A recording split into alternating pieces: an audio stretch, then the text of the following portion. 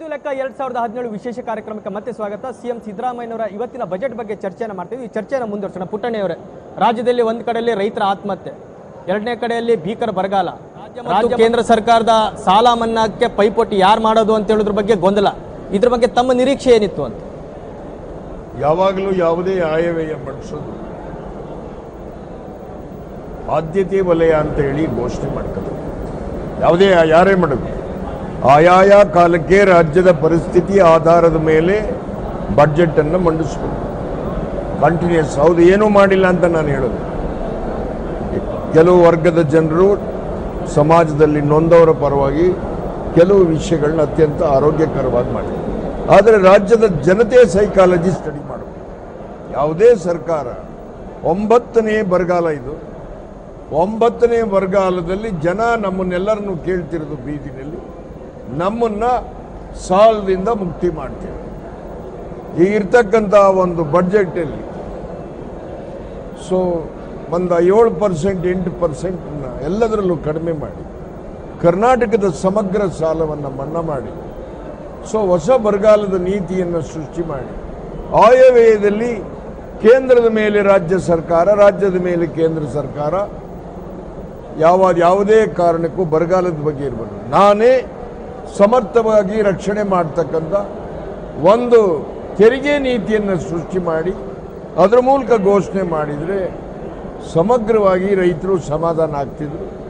ಆದರೆ ಕೇಂದ್ರದಲ್ಲಿರ್ತಕ್ಕಂಥವ್ರು 35,000 ಕೋಟಿ ಸಾಲ ಮನ್ನಾ ಮಾಡಿ ನಮ್ಮದು 9 ಕೇಂದ್ರ ಸರ್ಕಾರ ಸುದ್ದಿ ಬೇಕಿಲ್ಲ ನಮಗೆ. ನಾನೇನು ಮಾಡ್ತೀನಿ ಅಂತ ಮಾತಾಡಿ ಕೇಂದ್ರಕ್ಕೆ ಸವಾಲು ಹಾಕಲಿ, ಯಾರು ಬೇಡ ಅಂತಾರೆ. ಇದು ನನ್ನ ರಾಜ್ಯವನ್ನು ರಕ್ಷಣೆ ಮಾಡೋಕ್ಕೆ ನಾವೇನು ಮಾಡಬೇಕು ಅಂತ ಆಲೋಚನೆ ಮಾಡಬೇಕು. ಇವತ್ತು 9,000 ಕೋಟಿ ಸಾಲ ಮನ್ನಾ ಮಾಡಿದರೆ 1,86,000 ಕೋಟಿನಲ್ಲಿ 9,000 ಕೋಟಿ ಎಲ್ಲದರಲ್ಲೂ ಕಡಿಮೆ ಮಾಡ್ಬೋದಾಗಿತ್ತು. ಮಾಡಿದರೆ ಭಾಳ ದೊಡ್ಡ ಸರ್ಕಾರಕ್ಕೆ ಗೌರವ ಬರ್ತಿತ್ತು. ಆದರೆ ಏನು ಮಾಡಿಲ್ಲ ಅಂತೇಳಿ ಮಾಡಿದರೆ ಕೆಲವು ಎಲ್ಲ ಮೂಲಭೂತ ಸೌಕರ್ಯಗಳು ಕೃಷಿಗೆ ಮತ್ತು ಅಲ್ಪಸಂಖ್ಯಾತರು, ಹಿಂದುಳಿದವರು, ಪರಿಶಿಷ್ಟ ಜಾತಿ, ಪರಿಶಿಷ್ಟ ವರ್ಗ, ಸಣ್ಣ ಸಣ್ಣ ಉದ್ಯೋಗ ಮಾಡೋರಿಗೆಲ್ಲ ಆರ್ಥಿಕವಾದ್ದು ಮತ್ತು ಸಬ್ಸಿಡಿ ಎಲ್ಲ ನೆರವನ್ನು ಕೊಟ್ಟಿದ್ದಾರೆ. ಬಟ್ ಇದು ಆಲೋಚನೆ ಮಾಡಿದರೆ ಇವತ್ತು ರೈತರ ಸೈಕಾಲಜಿ ಮೇಲೆ ಈ ಸರ್ಕಾರಕ್ಕೆ ಬಹಳ ದೊಡ್ಡ ಗೌರವ ಬರ್ತಿತ್ತು ಅಂತ ನನ್ನ ಭಾವನೆ. ಈಗ ಚಾಮರಾಜನಗರ ಜಿಲ್ಲೆ ಅಂತ ಜಾನುವಾರುಗಳಿಗೆ ಕುಡಿಯುವ ನೀರಿಂದನೇ ಕಾಯ್ತಾ ಇರ್ತಕ್ಕಂಥ ಪ್ರಕರಣಗಳು ಲಭ್ಯ ಆಗಿದೆ. ಅಂದ್ರೆ ಆ ರೀತಿಯ ಬರಗಾಲ ಇದೆ. ಸರ್ಕಾರ ಹೆಲ್ಪ್ ಮಾಡಿಲ್ಲ ಅಂತ ಆರೋಪ. ಯಾಕಂದ್ರೆ ಆ ಎಲ್ಲ ಡಿಪಾರ್ಟ್ಮೆಂಟ್ ತಪ್ಪಿಗೆ ಬರುತ್ತೆ. ನೋಡಿ, ಬರಗಾಲದ ಈ ಸಂದರ್ಭದಲ್ಲಿ ರಾಜ್ಯ ಸರ್ಕಾರ ಒಂಟಿಯಾಗಿ ಈ ಬವಣೆಯನ್ನು ಎದುರಿಸ್ತಾ ಇದೆ, ಪರಿಹಾರಗಳನ್ನು ಕಂಡುಕೊಳ್ತಾ ಇದ್ದೀವಿ. 4,000ಕ್ಕೂ ಅಧಿಕ ಏನು ಪರಿಹಾರವನ್ನು, ಕೋಟಿ ರೂಪಾಯಿ ಪರಿಹಾರವನ್ನು ನಾವು ಕೇಂದ್ರ ಸರ್ಕಾರಕ್ಕೆ ಕೇಳಿದ್ದೇವೆ.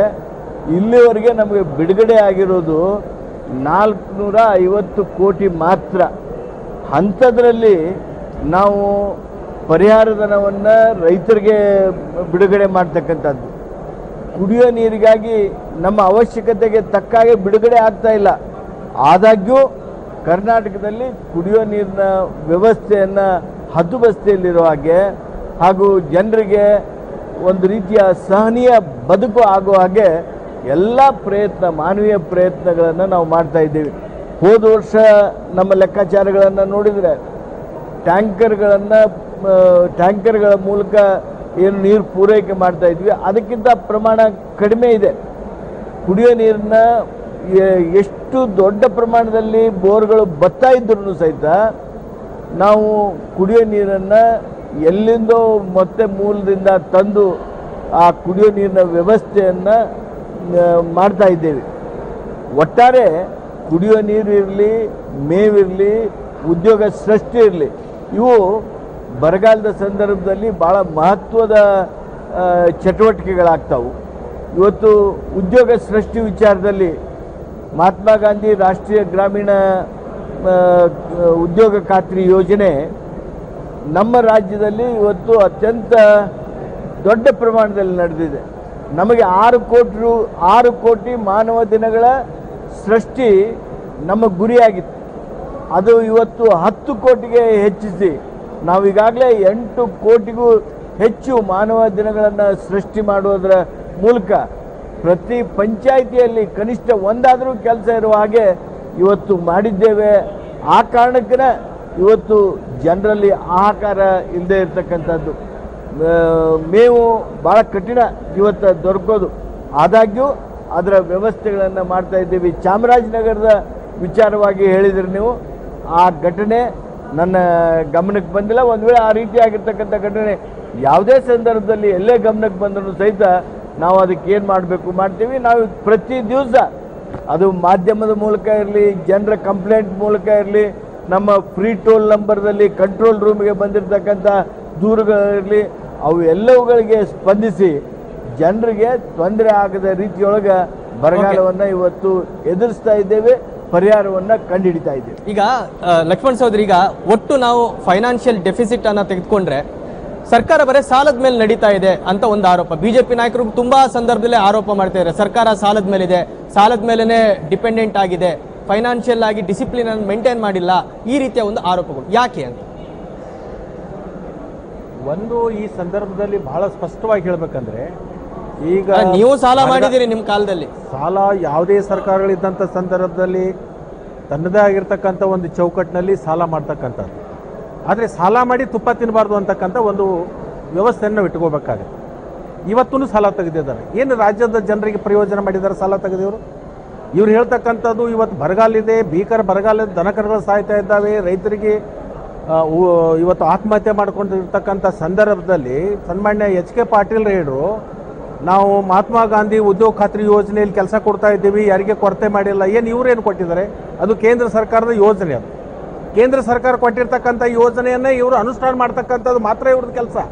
ಸ್ವಂತ ಬರಗಾಲದ ಸಂದರ್ಭದಲ್ಲಿ ನಾವು ಇದನ್ನು ಮಾಡಿದ್ದೀವಿ, ಕೇಂದ್ರ ಸರ್ಕಾರ ಇಟ್ಟು ಕೊಟ್ಟಿದೆ, ಇದನ್ನು ಇಷ್ಟ ಬಳಸ್ಕೊಂಡಿದ್ದೀವಿ, ಅದ್ರ ಜೊತೆಗೆ ರಾಜ್ಯದ ಪಾಲಾಗಿರ್ತಕ್ಕಂಥದ್ದು ನಾವು ಕೊಟ್ಟಿದ್ದೀವಿ ಅಂಥೇಳಿ ಇವರು ಸಾಲ ಮಾಡಿರ್ತಕ್ಕಂಥ ಹಣವನ್ನು ಇದಕ್ಕೇನಾದರೂ ಕೊಟ್ಟಿದ್ರೆ ರಾಜ್ಯ ಸರ್ಕಾರ ಜನರ ಪರವಾಗಿ ಮತ್ತು ರೈತರ ಪರವಾಗಿ ಕಳಕಳಿ ತೋರಿಸಿದೆ ಅಂತಕ್ಕಂಥದ್ದನ್ನು ಹೇಳಬೇಕಾಗುತ್ತೆ.